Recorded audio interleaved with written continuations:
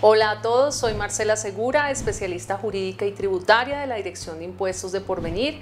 Como es costumbre, en agosto empiezan los vencimientos para presentar la declaración de renta, para ser más exactos, el 3 de agosto. Entonces, a través de este video queremos darles unas pautas sobre cómo deben incluir los diferentes productos que administra Porvenir en el formulario de su declaración de renta. Es el primer año que vamos a presentar declaración de renta bajo el sistema de liquidación cedular establecido por la Ley 1819 de 2016. Por eso es importante hacer un breve recuento de lo que ella incorpora.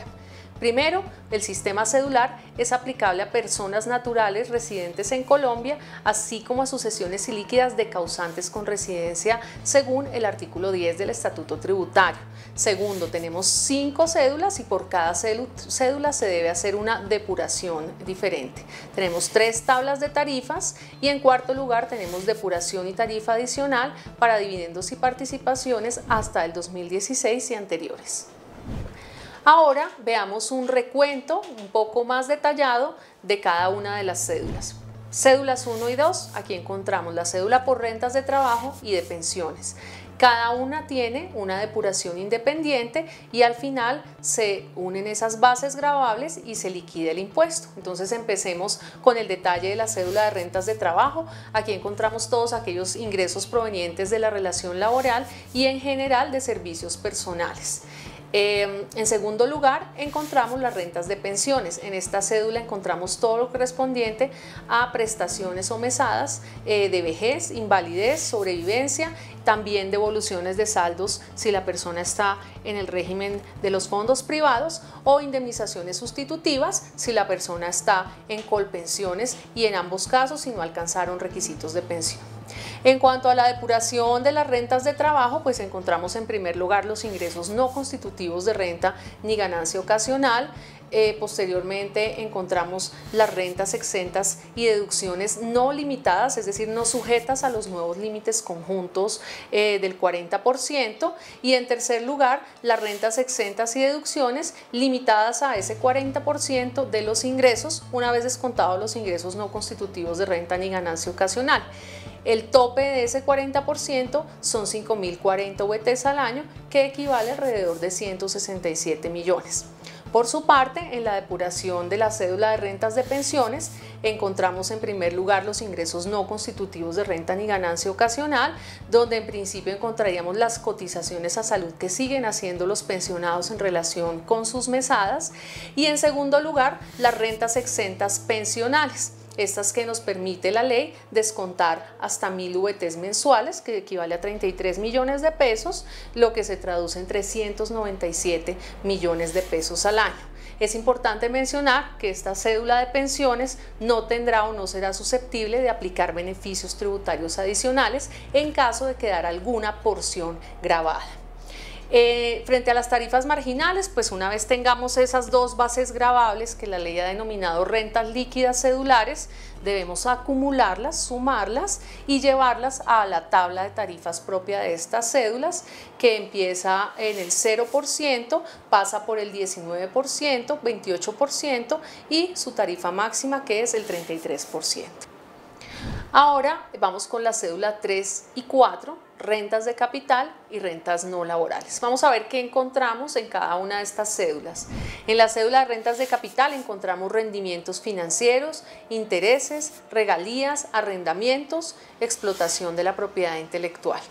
En las rentas no laborales encontramos algunos servicios personales cuando básicamente el prestador de servicio asume los gastos por una parte. Por otra parte, cuando vincula a 2 o más personas en el desarrollo de esa actividad durante el término definido por la norma, entonces ya tenemos que esos servicios personales no se clasifican allá en la cédula de rentas de trabajo, sino que pasan a la cédula de rentas no laborales. Aquí viene en general, o la han llamado también, la cédula residual. Aquí van todos aquellos ingresos que no puedo categorizar en ninguna de las otras 4 cédulas. Ahora vamos un poco al detalle de la depuración. Es algo que nos generó algunas inquietudes cuando se expidió la ley 1819, pero que han venido siendo resueltas por la DIAN en especial a través de su concepto unificado de personas naturales recientemente expedido. Entonces, a nivel de depuración, para cada una de las cédulas el proceso será el siguiente. Primero, los ingresos no constitutivos de renta ni ganancia ocasional. En segundo lugar, encontramos los costos y gastos, todo aquello relacionado con mi actividad productora de renta y que enmarque dentro de la definición del artículo 107 del Estatuto Tributario. Y finalmente tenemos las rentas exentas y deducciones que han sido otorgadas como beneficios tributarios. Estas quedan bajo el límite conjunto del 10% sin que exceda 1000 UETs al año, que equivale alrededor de 33 millones de pesos. Una vez le he aplicado a cada una de estas cédulas una depuración como la que acabo de mencionar, tengo la renta líquida cedular, las acumulo si tengo de los ingresos en las dos cédulas y las llevo a las nuevas tarifas marginales que incorporó la ley 18 y 19 para estas cédulas, que empiezan en el 0, pasan por el 10, 20, 30, 33%, con una tarifa máxima del 35%. Lo que vemos entonces es que en su tarifa máxima pues encontramos una tarifa un poco más alta de aquella a la que veníamos acostumbrada, que ya no es del 33, sino del 35%. Y por último, la cédula 5, donde encontramos dividendos y participaciones. En un primer renglón de la declaración de renta, el formulario de declaración de renta, encontramos años 2016 y anteriores. Este renglón hace referencia a todos esos dividendos y participaciones pagados con cargo a utilidades generadas por la compañía hasta el año 2016. Este renglón pues surgirá para aquellas personas que tengan ese tipo de ingresos. Por otro lado encontramos los dividendos grabados, los dividendos y participaciones grabados y no grabados ya bajo reforma tributaria bajo ley 18 y 19 de 2016. Es importante mencionar que los dividendos no admiten depuración según la DIAN, ni siquiera sobre aquellas cotizaciones a salud y pensión obligatoria que haya hecho la persona por concepto de estos dividendos.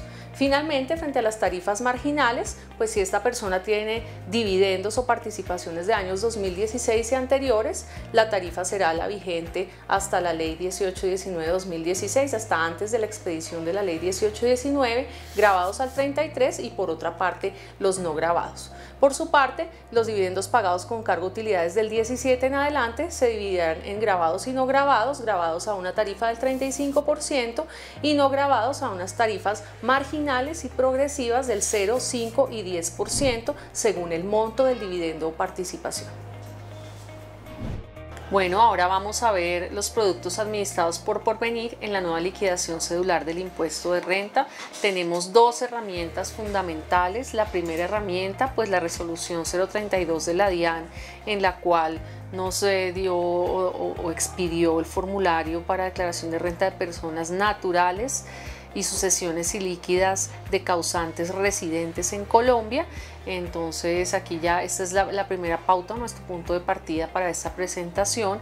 Y en segundo lugar, el concepto unificado número 0912 del 19 de julio de 2018, expedido por la DIAN. En este concepto unificado la DIAN desarrolla muy detalladamente todo el tema de pensiones voluntarias y aprovechamos bastantes temas a los que les dieron claridad en este concepto, que van a ser incorporados a lo largo de este estudio detallado de los diferentes productos. Para darle una revisada global al formulario, pues encontramos en primer lugar el patrimonio, casillas 29 a 31. En segundo lugar encontramos la cédula de rentas de trabajo. Y en esta cédula pues básicamente, como ya lo habíamos visto, todas esas rentas que no solo son las laborales sino las derivadas de servicios personales. En tercer lugar, la cédula de pensiones, tiene mucho que ver con nuestros productos administrados, pues básicamente es la razón de ser de Porvenir, otorgar o contribuir a ese futuro pensional, y lo vamos a revisar cómo se traduce esto en esta cédula de pensiones. En tercer lugar, la cédula por rentas de capital. Aquí también tenemos todos esos rendimientos que se generan en los diferentes productos. Vamos a revisar cómo se incluyen en la casilla. Esto lo tenemos en la casilla de la 43 a la 53.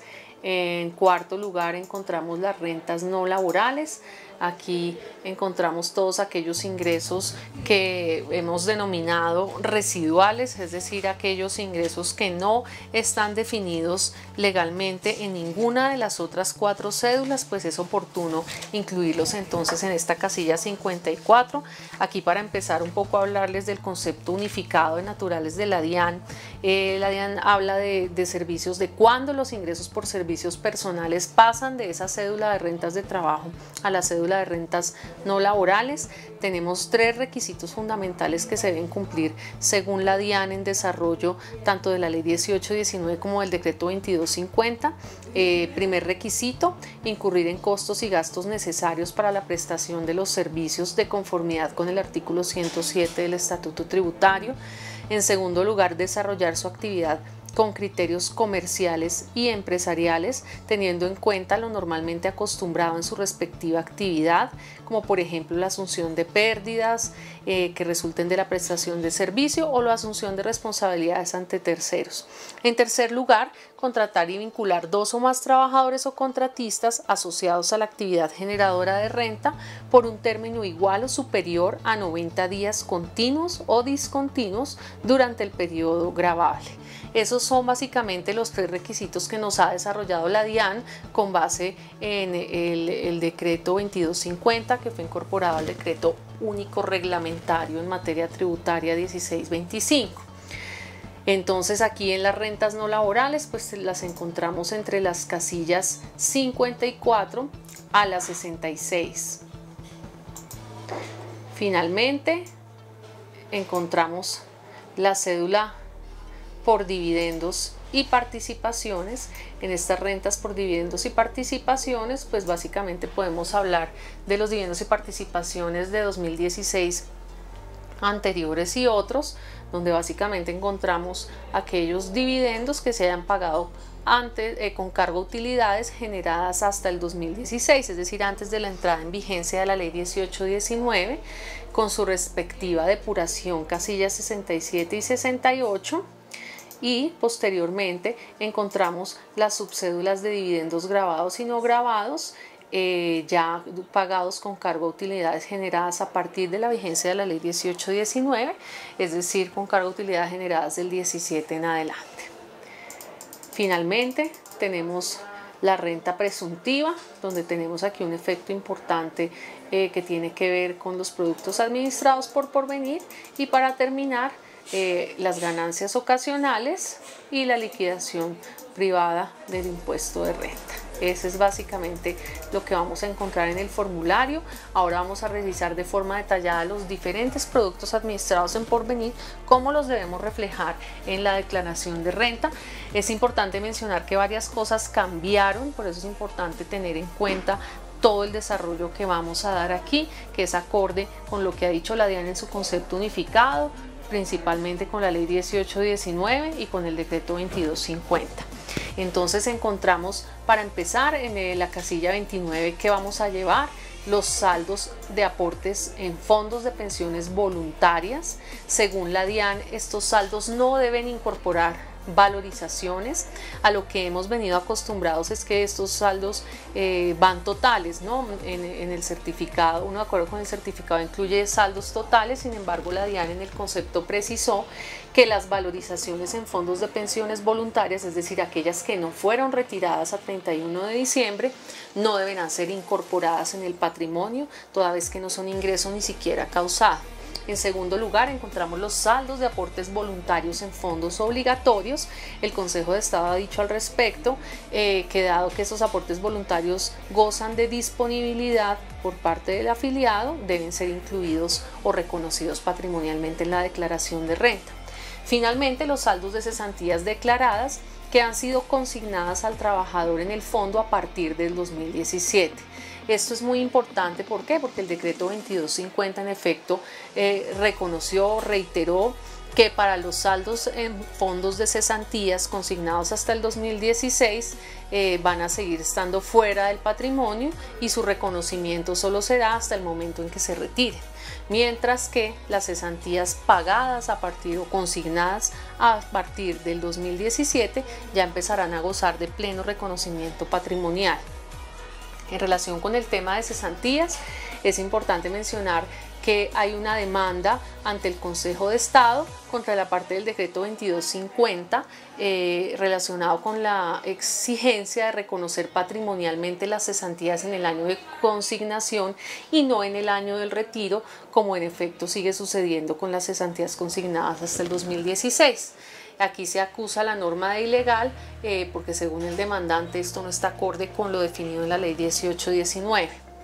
En segundo lugar, pues es importante reiterar que esos saldos en fondos de cesantías consignados hasta el 16 que no han sido retirados no forman parte del patrimonio del contribuyente. Por su parte, solo serán objeto de reconocimiento a partir del momento de su retiro. Finalmente, en lo que tiene que ver con productos administrados en el renglón patrimonial, es importante precisar que los saldos correspondientes tanto a cotizaciones obligatorias como bonos pensionales, etcétera, en fondos de pensiones obligatorias no forman parte del patrimonio del contribuyente para ningún efecto. Ahora pasemos a la cédula por rentas de trabajo. Aquí tenemos en los ingresos brutos por rentas de trabajo primero, las cesantías que le consignaron a trabajador en el año 2017 deberán ser incluidas y reconocidas como ingreso en la declaración de renta. Entonces esto es un cambio importante, era algo a lo que no estábamos acostumbrados, dado que el reconocimiento del ingreso solo era en el momento del retiro, pero aquí ya el decreto 2250 nos dijo que debemos darle reconocimiento en el año de la consignación. Segundo, los retiros de fondos de cesantías consignadas hasta el 2016. Si algún trabajador hizo un retiro de estos fondos de cesantías, pues aquí van en estos ingresos por rentas de trabajo. Y finalmente, los retiros de fondos de aportes en el fondo de pensiones voluntarios o de aportes voluntarios en el fondo obligatorio, siempre y cuando hayan sido retirados sin cumplimiento de requisitos, y esto cuando se trata de aportes que hayan tenido beneficio tributario en el año del aporte. Entonces aquí básicamente la norma me otorga un beneficio en el año fiscal del aporte si yo hice uso de él, pero al final retiro sin cumplir los requisitos de ley. Para recordarlos aquí un poco, son tres: compra de vivienda es una opción, o la segunda opción es tener requisitos de pensión. Finalmente, la tercera opción es retirar con una permanencia mínima de 10 años. Cualquier retiro que haga con cumplimiento de esos requisitos no me va a generar deber de incluirle en esta cédula, pero si yo llego a retirar sin cumplir los requisitos y en el año del aporte me aplique un beneficio tributario sobre ellos, pues debo incluirlo. Ahora bien, si yo retiré sin requisitos, pero no tuve beneficio tributario en el año del aporte, pues no se generará ningún efecto en el ingreso. Entonces es importante saber en el momento de un retiro o en el año de un retiro con requisitos, saber si en el año del aporte ese aporte tuvo o no beneficio como renta exenta en la declaración de renta. En los ingresos no constitutivos de renta ni ganancia ocasional, pues también nos ha dejado muy claro el decreto 2250 del concepto unificado de la DIAN que las cotizaciones tanto obligatorias como los aportes voluntarios del trabajador a fondo obligatorio son un ingreso no constitutivo de renta ni ganancia ocasional. Aquí también encontramos las consolidaciones de planes de pensiones de aportes que se hayan realizado hasta el año 2012, ya que estos están cobijados por el régimen de transición que les sigue conservando su calidad de ingresos no constitutivos de renta ni ganancia ocasional. Finalmente, tenemos las rentas de trabajo y deducciones imputables. Aquí lo que vemos es que no están limitadas al 40%, y entonces tenemos para empezar los retiros de fondos de cesantías. Si usted retiró sus aportes del fondo de cesantías en el año 2017 y se trataba de aportes que consignó hasta el 2016, estos retiros van bajo la exención del artículo 206 del Estatuto Tributario, que dependiendo de su nivel de ingresos puede llegar a ser hasta un 100% de exención. Esta exención no está afectada por el límite conjunto, esto nos lo dijo el decreto 2250 de 2017. Entonces, si de acuerdo con la tabla de beneficio tributario de renta exenta del artículo 206 del Estatuto Tributario, la norma me da un porcentaje superior al 40%, es viable utilizarlo y no está afectado por el límite conjunto. En la casilla 36 encontramos esas rentas exentas de trabajo y deducciones imputables. Esas vienen limitadas y aquí entonces tenemos los aportes en fondos de pensiones voluntarias, las cesantías consignadas a partir del 17 y las cotizaciones voluntarias al fondo de cesantías. Aquí recordar que estas últimas cotizaciones es una deducción que le da la norma a los independientes que de manera voluntaria decidan ahorrar en el fondo de cesantías y el beneficio es hasta un 12avo de su ingreso. Incluye rentas exentas y deducciones que están dentro del límite conjunto y están limitados a 5.040 VTs al año. Ahora pasemos a la renta de pensiones. Aquí encontramos las mesadas por concepto de pensión, vejez, invalidez y sobrevivencia. Es importante mencionar que si eventualmente alguna mesada llegara a superar el valor de 1000 VTs mensuales o superó en su momento el valor de 1000 VTs mensuales, el fondo pagador de esta mesada debió practicar retención en la fuente sobre el exceso. Esa fue una nueva disposición de la ley 1819 que se impuso en cabeza de quienes pagan mesadas por concepto de pensión de vejez, invalidez o sobrevivencia.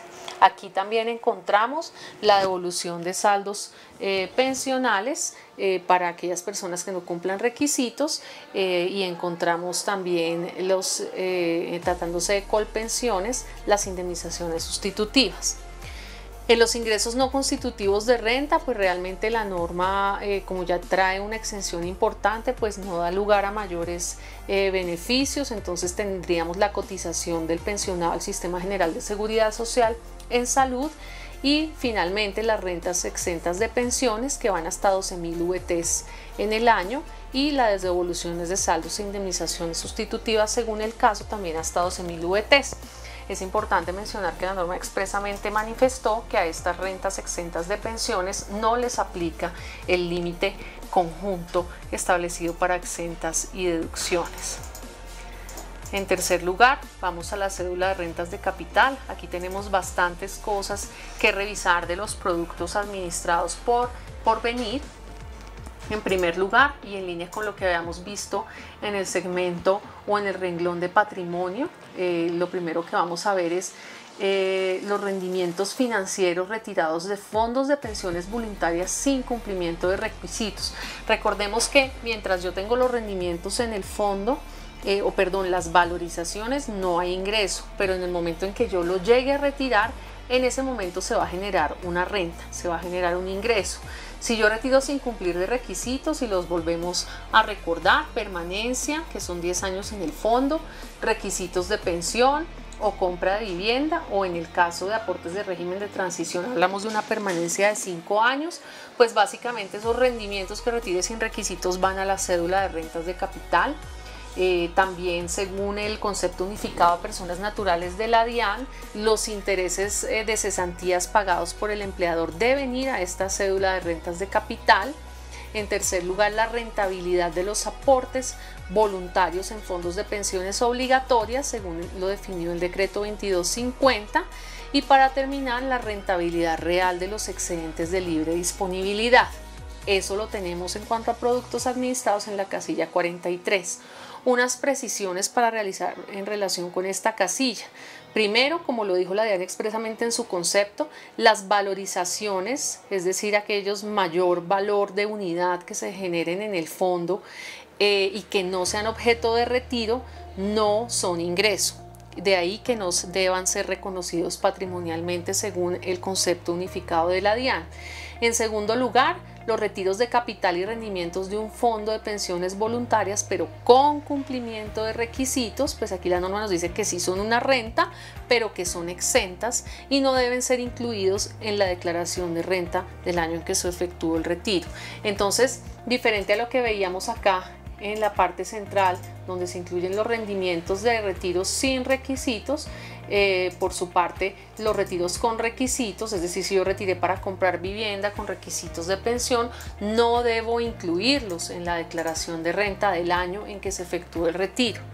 Esto es muy importante y esta fue una modificación importante. Estábamos tradicionalmente acostumbrados a incluir estos rendimientos retirados con requisitos dentro del ingreso y después descontarlos como una renta exenta o como un ingreso no constitutivo de ganancia ocasional según el caso. Aquí lo que nos dijo la norma expresamente es no incluya esos retiros con requisitos en su declaración de renta del año del retiro, es decir, no van en el renglón 43.